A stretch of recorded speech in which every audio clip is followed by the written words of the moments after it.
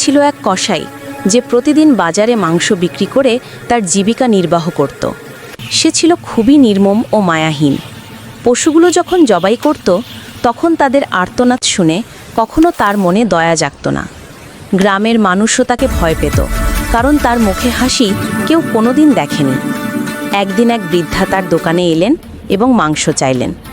কসাই তাকে অবজ্ঞাভরে তিরস্কার করে তাড়িয়ে দিল।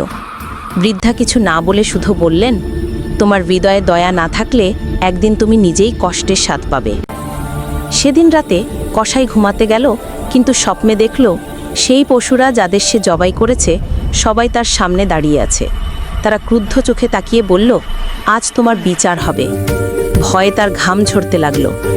ঘুম ভাঙার পর থেকে তার মন পাল্টে গেল। পরদিন সে দোকানে গিয়ে বিনামূল্যে দরিদ্রদের জন্য মাংস বিলি করল। ধীরে ধীরে গ্রামের সবাই তাকে ভালোবাসতে শুরু করলো। সেই কসাই বুঝল, দয়া আর করুণাই মানুষকে সত্যিকার অর্থে মহান করে তোলে। আর হ্যাঁ, এই রকম ইন্টারেস্টিং ভিডিও পেতে চ্যানেলটি